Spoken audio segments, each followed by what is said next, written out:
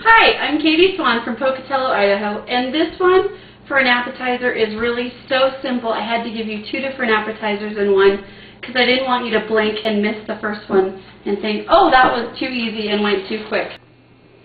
Okay, so for this appetizer, it's actually two in one. So I'm going to start with my Philadelphia cream cheese. I've got two different packages, 8 ounces each. One's in a rectangular shape, one's in the tub. Either the shapes work great. I really kind of like the circular tub because it gives kind of a fun little shape at the end. And then I've got some really kind of nice crackers. These are croutons, and I think they're a lot of fun. I also have some spicy blue corn chips. And then I've got some salsa. So that's going to be my first one. The other one I'm going to do has pesto, and then it's got some flatbread. If you don't have flatbread, I really like to do pitas. And then it's got some garlic salt and just a little bit of spray. The hardware we're going to need is a baking pan, a pan that can go into a pretty hot oven, and then a cute little dish to display everything on, and then a spatula. So we're going to start with the flatbread because it's the longest part about this whole thing. Take out the flatbread, take out a pita, whatever you have at home. I'm going to quick give it a little spray. Spray the other side. I'm going to chop it into, let's say, triangles. Yeah. 1 second, honey. That really didn't look like enough spray. So let's give it a little bit more spray, because this will make the garlic. This is just garlic powder. You could do garlic salt if you wanted. I like garlic powder. You're just going to spritz it on. Throw it in the oven. It's on 400 degrees. Careful they don't burn. You don't want them to get overdone, but you definitely want them almost to be like a really hard crouton. So that was really the hardest part about this whole recipe. What you're going to do next is take your log of cream cheese, and this again, it really has to be Philadelphia. The other stuff gets really granular, and I don't think it tastes as good. This is one of those meals that, my goodness, does not look glamorous, but everybody will hover around it. It is so good. People ask how you made it, and you can just kind of chuckle and tell you it took you all day. So, scrape off the excess. Get this relatively flat in here. The only downside is it does take a little bit to clean this once you get it all done. Get it all leveled out. Don't waste any. It's too good.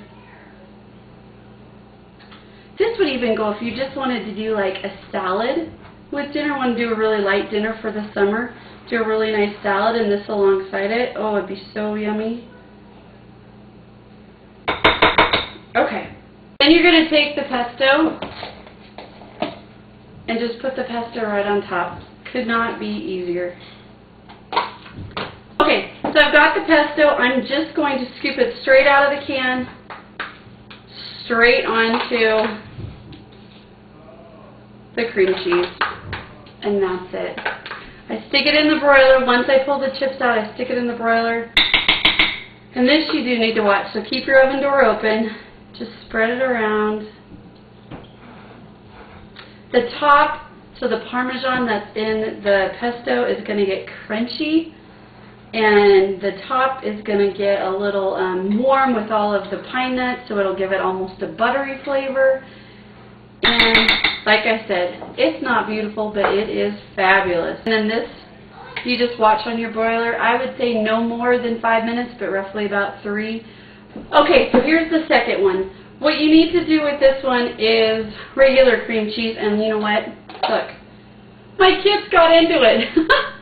They must have really wanted it for bagels, so it's also good on bagels.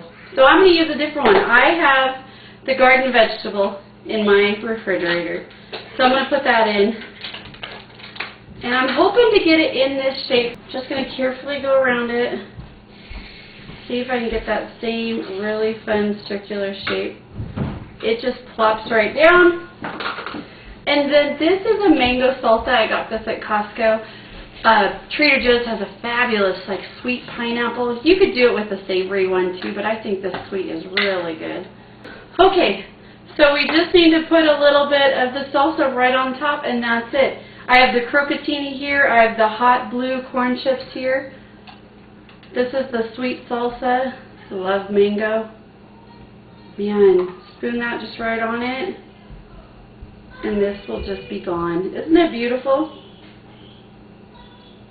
There you go. Isn't that one so easy? Hope you didn't blink, you probably missed it. Okay, so the chips are ready to come out. You'll know they're ready when you can pick them up and they're no longer floppy. But like I said, be real careful they don't burn, they'll go pretty quick. Because these were flatbread, they didn't take nearly as long to dry out as the pita. So the pitas take about 20 minutes. These, I would say, really only took about 5, so be real careful in the difference in time.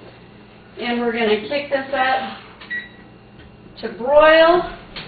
Leave it on high. Alrighty, our pesto's ready to come out. Be careful, it's going to be screaming hot. So it's all crusty and bubbly on the top. You're going to move your pitas. Set it right in the middle there, and you've got a little bit of heaven on a plate. Oh, it smells so good. This is what I mean by not floppy, so they're nice and stiff. And then you can just dig in. It is fabulous. So I really hope you enjoy these 2 little appetizers. They couldn't be easier. We have friends walking in the door, so I've got to get going.